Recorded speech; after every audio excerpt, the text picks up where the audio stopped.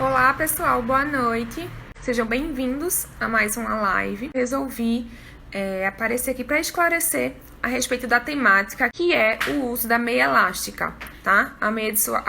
Aliás, da atadura elástica, tá? Muitas pessoas ainda têm dúvida com relação a isso e ainda é uma polêmica na área. Não existe só essa polêmica, existem outras polêmicas na área do procedimento estético injetável em microvasos da escleroterapia, tá? E hoje eu vim desmistificar com vocês a respeito do uso da atadura elástica, tá? Até então, muitos profissionais não fazem uso, tá? Existe um grupo que faz uso e existe um grupo que não faz, tá? E eu quero saber de vocês que estão aqui assistindo essa live, se vocês têm a mania, ou então se vocês têm o cuidado de passar para o paciente, assim que ele finaliza o procedimento, de já envolver aquele membro que você realizou o procedimento na atadura elástica.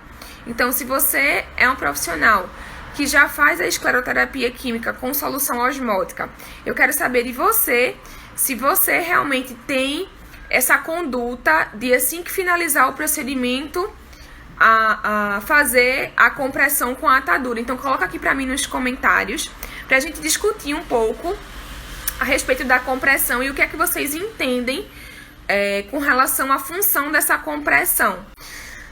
Gente, vamos lá, vamos desmistificar esse tema, tá?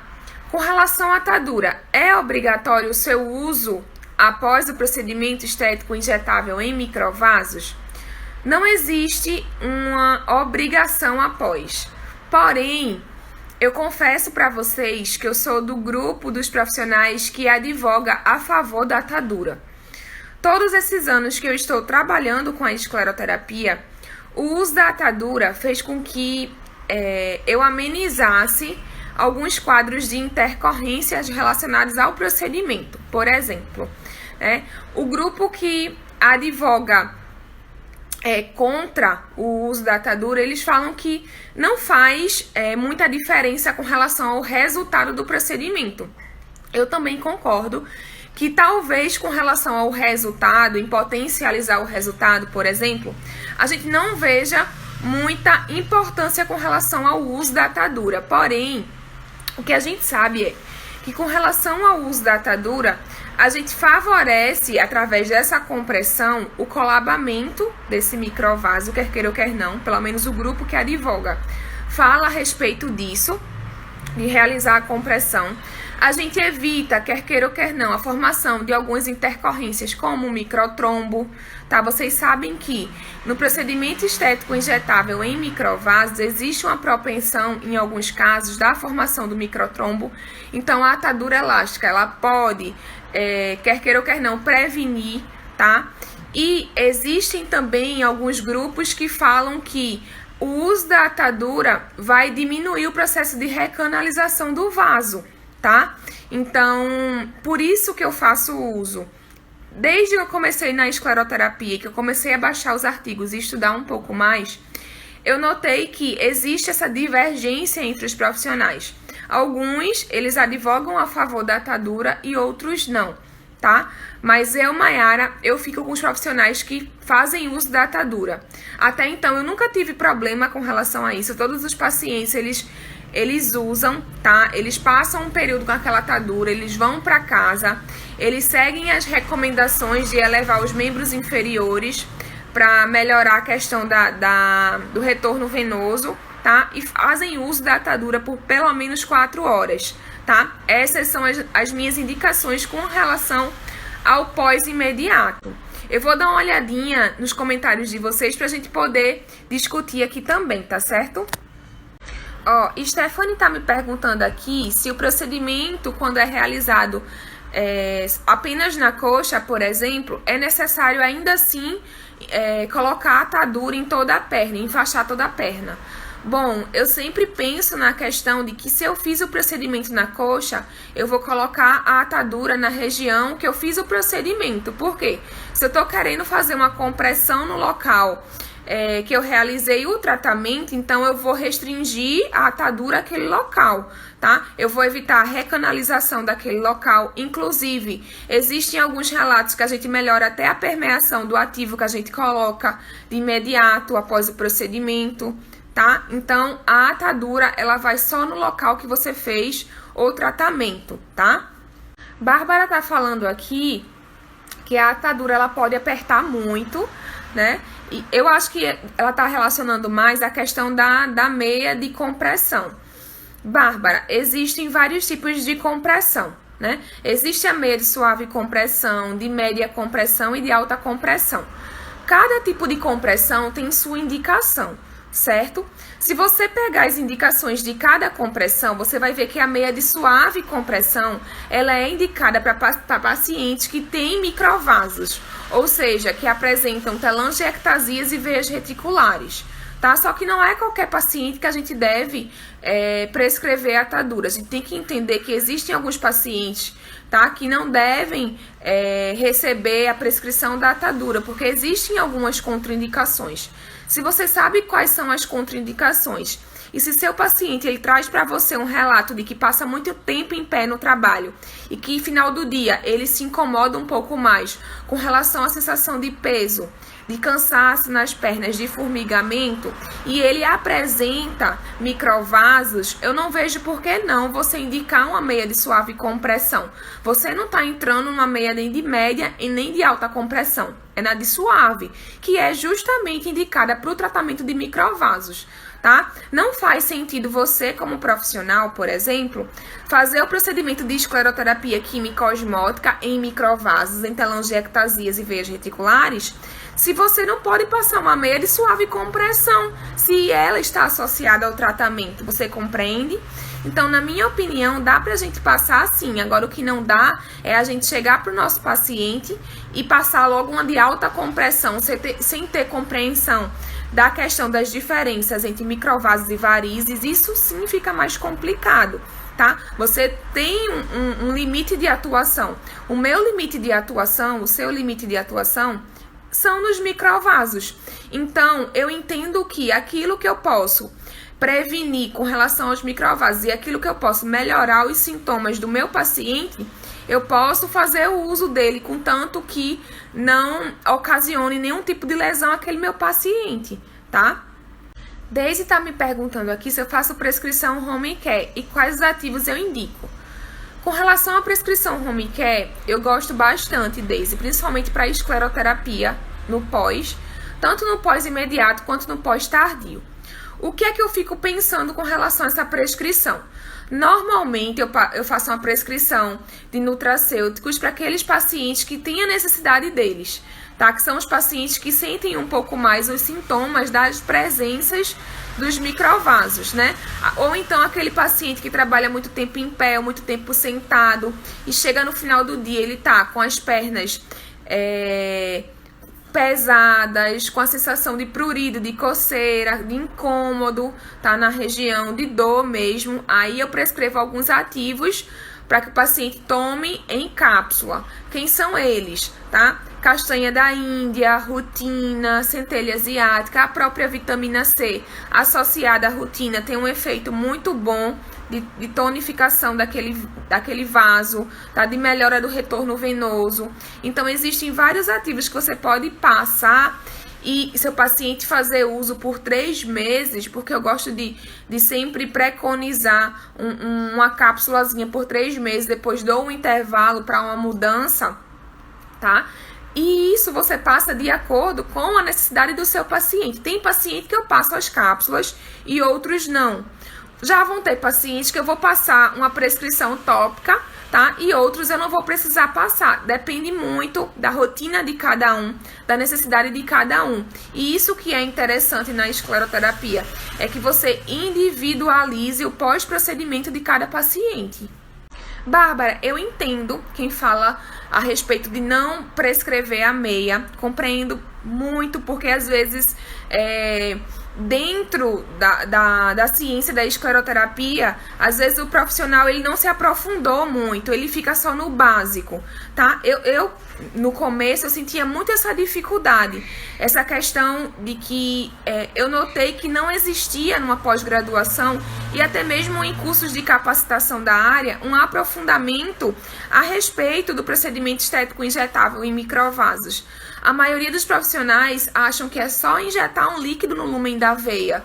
Só que a gente tem que entender que essa punção, essa injeção desse líquido no lúmen pode ter consequências, tá? Assim como a prescrição da meia também pode ter consequências. Então, tudo a gente tem que analisar o pró e o contra, tá? Então, é necessário bastante estudo, é necessário curso de capacitação, atualização, ler artigos a respeito para que você possa defender algum tipo de visão, certo?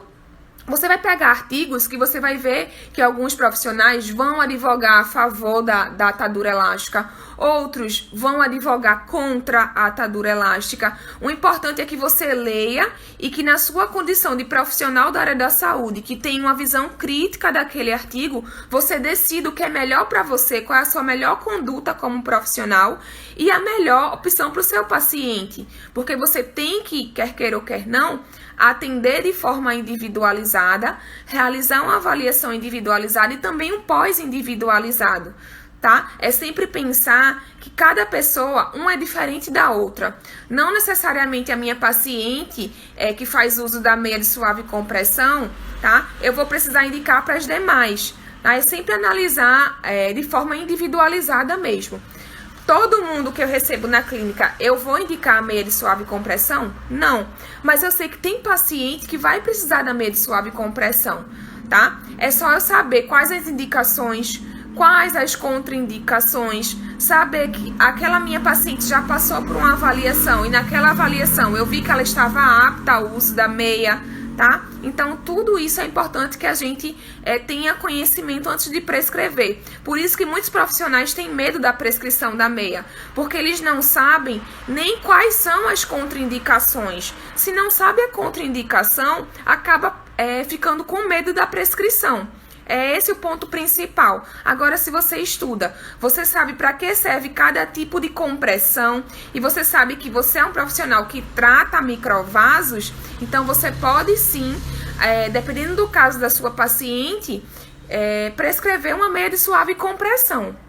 Vivian tá me perguntando aqui quantas sessões eu costumo fazer para dar um resultado legal. Vivian, tem paciente que com uma sessão eu tenho um resultado muito bom. Existem outros pacientes que eu preciso de 2, 3 sessões, depende muito da quantidade de microvasos, tá? Então, isso é importante que você entre em acordo com ele numa avaliação. Por quê? Você vai explicar como é que você trabalha, tá? Por exemplo, em pacientes que têm muitos microvasos, eu não consigo trabalhar as duas pernas numa só sessão. E eu não consigo também simplesmente vender quantidade de ml de glicose para aquele paciente, porque eu sei que às vezes numa sessão ele vai precisar de muito mais. Então, o que é que eu faço com esse paciente?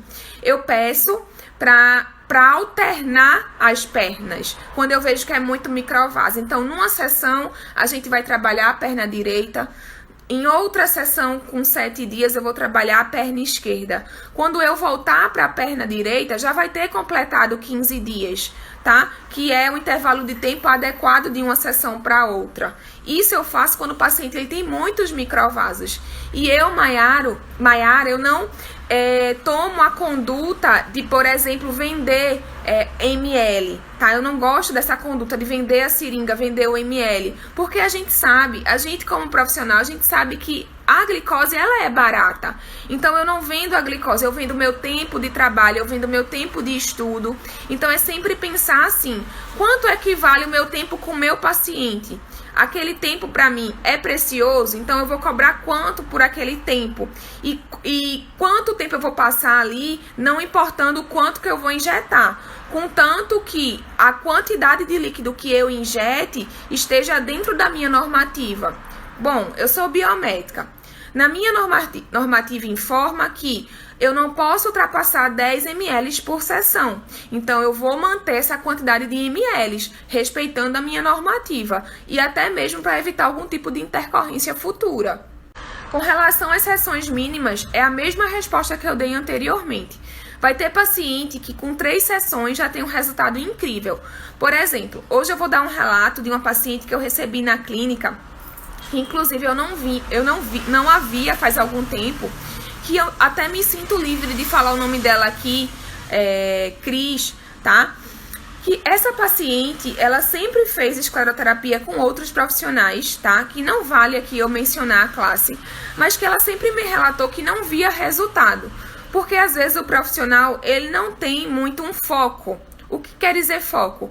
Quer dizer que ele recebia a paciente e fazia qualquer região que ele achasse que deveria. Então, para esse profissional, para esse tipo de conduta, não se tem um resultado em poucas sessões. Então, no dia que eu recebi a Cris, eu falei para ela, olha, você tem muitos microvasos.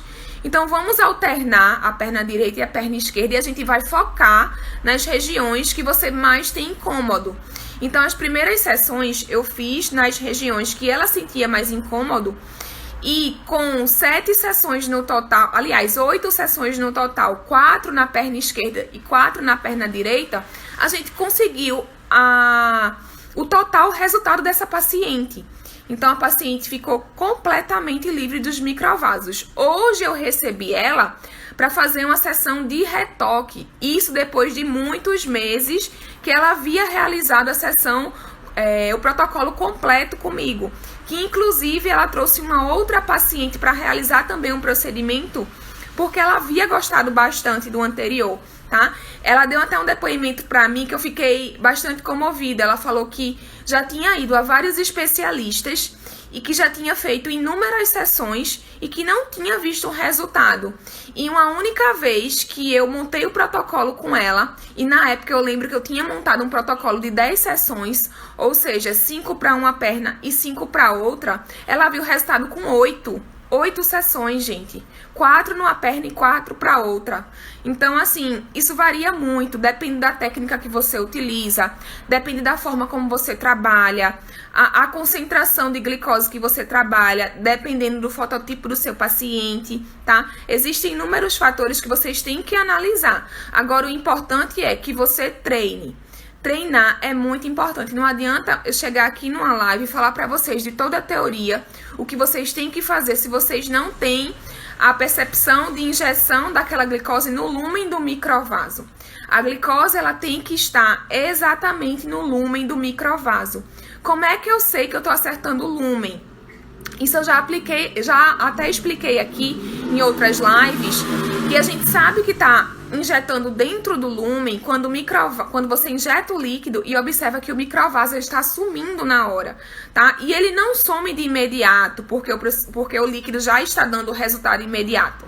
Ele some porque está acontecendo uma obstrução do fluxo sanguíneo, tá? O que dá a cor ao vasinho é o sangue. Você consegue visualizar o vasinho porque o sangue está passando no local. Se você injeta um líquido transparente e você oclui, né, a passagem do sangue, você automaticamente não vai deixar de visualizar aquele microvaso. Então, uma das formas que você tem de percepção de que seu tratamento está sendo eficaz é justamente visualizar o sumiço do microvaso, certo? Uma vez, uma aluna veio me perguntar se para saber se você realmente estava no lúmen ou não, era necessário aspirar. Gente, imagina, toda vez que você for fazer uma punção, você aspirar para saber se está no lúmen do microvaso ou não. Se sair sangue, quer dizer que você está no lúmen. Se não sair, quer dizer que você está no local errado. Imagina a trabalheira que vai dar, tá? Então, eu não aconselho esse tipo de técnica. Inclusive, ela disse que aprendeu com uma profissional. Mas eu não aconselho, porque cada vez que você for fazer uma punção, você for aspirar, não vejo necessidade disso em microvasos. Agora, o que eu quero que você compreenda é que você não precisa aprofundar muito a agulha. A gente só com a ponta do bisel no lúmen do microvaso, a gente consegue injetar o líquido de forma coesa, concisa e ver que o microvasinho ele vai sumindo à medida que eu vou injetando o líquido. E uma dica que eu sempre dou para vocês é aprender a trabalhar com a seringa de 3 ml. Eu vejo que é uma dificuldade da maioria dos meus alunos, é trabalhar com essa seringa, tá? Se você está começando agora, né, na área, começa treinando com a seringa de 3 ml. Se você começa treinando com a seringa de 3, você vai ver que você tem um controle maior da quantidade de líquido que sai. Não sai tanto líquido comparado com a seringa de 1 ml. Então, você evita formar bolha, evita necrose, evita inúmeras intercorrências se você começa a trabalhar com a seringa de 3. A seringa de 1 ml, na minha opinião, eu acho que ela desperdiça muito o produto, quer queira ou quer não, né? E você sabe que aquela seringa de 1 ml, ela tem um êmbolo muito maleável. Então, se você for uma pessoa que tem uma força maior no polegar, você pode injetar mais líquido do que aquele vaso vai suportar. E o que é que acontece com a injeção de muito líquido no local? Uma inflamação perivascular e, às vezes, a partir disso, angiogênese secundária. E aí é por isso que o seu paciente está dando aquele relato de que não está vendo resultado, inclusive está vendo o surgimento de mais microvasos, porque você está fazendo a técnica de forma inadequada. Então é sempre pensar dessa forma, gente. Engraçado é que eu comecei essa live falando sobre atadura elástica. E aí a gente vai conduzindo para uma outra temática que eu sei que vocês também têm dúvida. E isso é escleroterapia. É a gente entender o processo como um todo para entregar um melhor resultado para o nosso paciente. Com relação às intercorrências relacionadas à meia, o que você precisa compreender é se seu paciente ele está apto ou não para utilizar a meia. Porque existem algumas patologias, né? Algumas doenças em que o paciente ele vai apresentar e a presença dessas doenças impede o uso da meia. É isso que você tem que analisar, tá? Mas com relação ao paciente usar a meia e depois tem algum problema relacionado a ela, o problema que eu vejo é se ela tiver algum tipo de alergia ao tecido daquela meia, tá certo? Um aluno está perguntando aqui, quando a indicação for necessário, no caso a indicação da meia, por quantos dias o paciente ele deve fazer uso daquela meia. Então, quando eu indico, gente, eu indico para aquele paciente que ele trabalha muito tempo em pé ou muito tempo sentado. Tá? E o que é que eu falo para ele? Você não precisa utilizar todos os dias. Você vai utilizar no seu trabalho. Normalmente a gente trabalha 8 horas por dia. Então, se o seu trabalho exige que você fique muito tempo em pé, é interessante que você use a meia de suave compressão, porque você vai ter uma facilidade de ter um retorno venoso melhor ali naquela região, nos membros inferiores, tá certo? Então, é sempre pensar nesse quesito, tá? Tem paciente que relata que tem dificuldade de calçar a meia, de vestir a meia. Eu compreendo, porque não é fácil de vestir. Eu até falo, olha, se você encontra muita dificuldade, pelo menos faça uso um dia sim, outro não, tá? Você vai dando alternativas para o seu paciente se adaptar com o uso da meia. Uma vez que ele está adaptado, que faz parte da rotina dele, e ele notar que chega em casa depois de um trabalho cansativo, de ficar muito tempo em pé, tá? Ou muito tempo sentado, ele vai notar que a meia, quando ele chega em casa que ele tira, ele não sente tanto os incômodos com relação à sensação de peso, a sensação de cansaço nas pernas, porque a meia, quer queira ou quer não, vai ajudar no retorno venoso, tá? Então, é questão de 2 pesos e 2 medidas. Você colocar na mão do paciente a escolha, né? Olha, se você acha difícil calçar a meia, o que é mais difícil para você? É acordar pela manhã um pouco mais cedo e vestir essa meia, ou chegar em casa com sensação de peso e cansaço nas pernas, tá? São escolhas que a gente faz. Tem uma pergunta aqui muito legal, tá? Que é justamente se pessoas que já tiveram trombose e gestantes, ou até mesmo lactantes, podem fazer esse tipo de procedimento. Gente, uma das minhas condutas é não realizar o tratamento em pacientes gestantes ou então que estão amamentando. Eu prefiro aguardar um pouco mais, tá? Por quê? Porque quer queira ou quer não, é uma situação vulnerável que a mulher tá passando. E às vezes na gestação acontece algum problema com a criança ou então com a mulher, né? A gente sabe que existem gestações que são complicadas e aí quando vai se investigar, a corda ela sempre rompe pro profissional para algum lado, né? Imagine só, essa mulher grávida tiver algum problema, alguma intercorrência na sua gestação e aí quando for investigar, o médico descobrir que ela estava fazendo escleroterapia com um profissional que não é médico, né? Porque existe ainda um preconceito com relação à nossa área. E aí ele pode, quer queira ou quer não, induzir que a complicação foi por conta do procedimento do profissional. A gente não conhece as pessoas. Então tenham muito cuidado. Tem essas questões, mas primeiramente eu penso na questão da questão hormonal, tá? A gente sabe que na gestação existe uma mudança brusca com relação aos hormônios. Normalmente estrógeno, progesterona, e são hormônios que já possuem receptores nas veias, tá? E quando o estrógeno ou a progesterona se liga a essas veias, favorece o quê? A vasodilatação. Então, é uma condição que a mulher grávida tem, que é o aumento de estrógeno, aumento de progesterona, que eu não gosto de trabalhar a escleroterapia nessa condição, tá? Justamente por esse quesito principal, tá? Então, quando você pensar em atender uma gestante ou uma lactante, pensa na questão da mudança hormonal e o quanto essa mudança vai influenciar até no resultado do seu tratamento, tá certo? Com relação a pacientes que tiveram episódios recentes de tromboflebite, eu também não faço.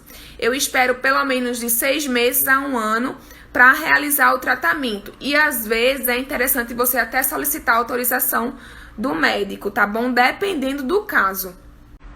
Gente, com relação à quantidade de ml que vocês podem injetar no paciente, sempre pensar em não ultrapassar 10 ml. E só para vocês terem noção, 10 ml é muita coisa, é muito volume, tá? É muito líquido. E a gente não consegue passar 10 ml numa sessão, tá? Porque é antilaboral pra gente. Então, assim, no máximo, o que eu consigo fazer por sessão é 5 ml, talvez 6 ml. Eu não gosto nem de ultrapassar 5 por sessão no meu paciente, tá? Sandreana, ela tá perguntando aqui, após a aplicação, com quantos dias a paciente pode ir para academia? Então, a grande questão é que no dia da aplicação, a paciente ela não pode fazer nenhum tipo de atividade física, tá? O que a paciente tem que fazer é ir para casa e elevar os membros inferiores, tá certo? Essa é a principal indicação, tá? Uma vez, eu vou contar esse relato de caso aqui para vocês, porque vocês aprendem com os meus erros também, tá?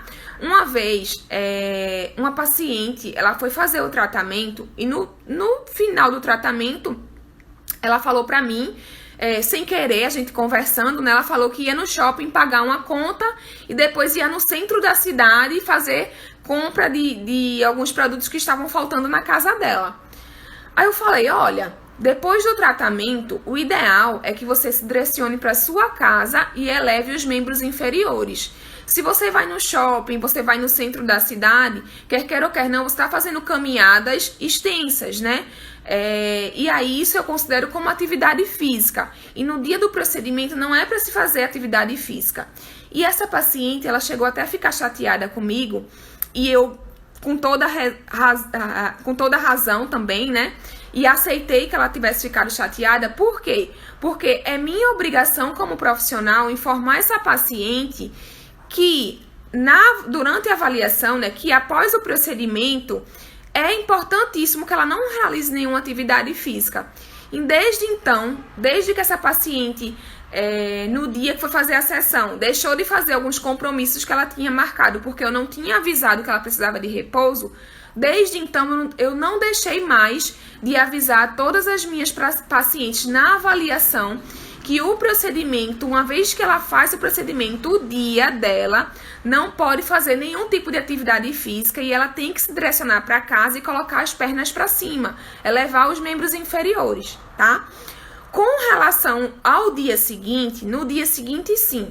No dia seguinte essa paciente pode fazer caminhada, tá? Ela pode fazer sua rotina e sua atividade normal. Com relação à academia, o que eu tenho para falar é aquelas pacientes que fazem musculação intensa, que pega muito peso, elas precisam ter um pouco mais de cuidado. Principalmente se elas já têm uma genética para o surgimento das varicosas, tá? O excesso de peso pode sim contribuir com o aumento e com o agravamento do quadro, tá certo? Então, é só ter esse tipo de cuidado. Stephanie tá me perguntando aqui se quando a gente alterna as pernas com relação ao tratamento, eu sempre falo de alternar, né? Faz uma perna, faz uma sessão numa perna direita, na outra semana faz na perna esquerda. Ela tá me perguntando se pode repetir a perna com 7 dias. Não. O que acontece é que não pode. O intervalo entre uma sessão e outra é com 15 dias. O mínimo é 15 dias. Quando você alterna as pernas, digamos, você faz a perna direita hoje, a perna esquerda semana que vem. Quando voltar para a perna direita, na outra semana, já vai ter completado os 15 dias. Por isso que eu gosto bastante de alternar, porque eu consigo focar em regiões específicas, eu consigo entregar um resultado para o meu paciente, ele consegue visualizar esse resultado, porque eu estou focando numa região, e ainda assim eu respeito o intervalo de tempo, alternando as pernas de forma semanal. Já se está me perguntando aqui se pode acontecer de voltar os microvasos. Gente, microvasos, o aparecimento deles depende de inúmeros fatores. Eles podem ser associados à questão da genética, e se for genética, deixe bem claro para o seu paciente que ele vai ser um paciente eterno de microvasos. Você vai tratar, você vai deixar a perna dele limpinha, livre de microvasos, mas daqui a 1 ano, daqui a 2 anos, daqui a 3, quem sabe, esse paciente ele vai ter o surgimento de novos microvasos ou na mesma área ou em outra região. Isso você precisa deixar claro para ele, tá certo? Então, você já fala para ele, olha, sua condição é genética, então você vai ser meu paciente eterno de microvasos. Agora, você vai ficar com as pernas limpas, você vai passar um tempo sem ter esses microvasinhos, mas daqui a alguns anos vai ter, sim, o retorno de novos microvasos e a gente vai precisar tratar, sendo uma condição genética. Agora, tem aqueles pacientes que começam a observar o surgimento dos microvasos após o uso de anticoncepcional. Como eu falei para vocês, a questão hormonal é muito importante no surgimento dos microvasos. E o paciente que ele faz uso de anticoncepcional, a gente sabe que, quer queira ou quer não, é um medicamento rico em estrógeno e progesterona, principalmente as pílulas mais antigas, né? E aí, quer queira ou quer não, induz o surgimento desses microvasos. Aí, quando a gente trata, aí esse paciente também deixa de tomar o anticoncepcional e a gente não vê recidiva, tá? A gente tem que analisar cada caso. Mas se for um caso genético, um caso familiar, hereditário, a gente tem que explicar ao paciente que a gente vai tratar ele hoje, mas daqui a um tempo, daqui a alguns anos, a gente vai fazer um novo tratamento nos novos microvasos que surgirem. Daisy está me perguntando aqui se é comum alguns microvasos precisarem de mais sessões para desaparecerem. Sim, quanto mais calibroso o microvaso for, a gente nota que mais sessões a gente precisa para entregar um resultado mais eficaz, tá? Quando eu faço a técnica de reforço, que foi uma técnica que eu desenvolvi ao longo dos anos, eu noto que a gente consegue reduzir o número de sessão. Mas sim, quanto mais calibroso, mais sessão. Agora, eu quero lembrar vocês que nós, profissionais da saúde estética, só podemos tratar microvasos ou vasinhos, que são as veias reticulares e as telangiectasias, tá certo? A gente não pode tratar as varizes. As varizes ficam a cargo dos angiologistas, dos médicos, tá certo? Vanusa, se você está injetando o líquido no microvaso, você nota que ele não está desaparecendo. As formas de você observar que você está injetando no local correto é o desaparecimento do microvaso, tá certo? Então sempre pensa nisso. Se não está no local correto é porque o microvaso e o microvaso não está desaparecendo é porque você está injetando ou fora, ou próximo, ou então até porque você transpassou a agulha, tá? E aí você não consegue observar o desaparecimento. Você só consegue ter um resultado efetivo se estiver injetando o líquido no lúmen do microvaso e ele desaparecer à medida que o líquido vai fluindo nesse microvasinho. Anne tá me perguntando aqui qual o tamanho da agulha que eu utilizo. Tá certo, gente? O ideal é que vocês deem um conforto ao paciente de vocês. Então, o tamanho da agulha adequado para esse tratamento é aquela 30G meio, tá? A agulha 30G meio, a agulha do canhão amarelo, tá certo? Seringa de 3 ml com agulha de 30G meio. Ó, tem aluna minha já respondendo aqui. Eu gosto muito, gente, quando vocês participam, né? Eu vejo que vocês participaram do curso, tanto online quanto presencial, e vocês já respondem aqui automaticamente aos profissionais que têm dúvida. Isso é muito legal, porque eu sei que vocês aprenderam de fato.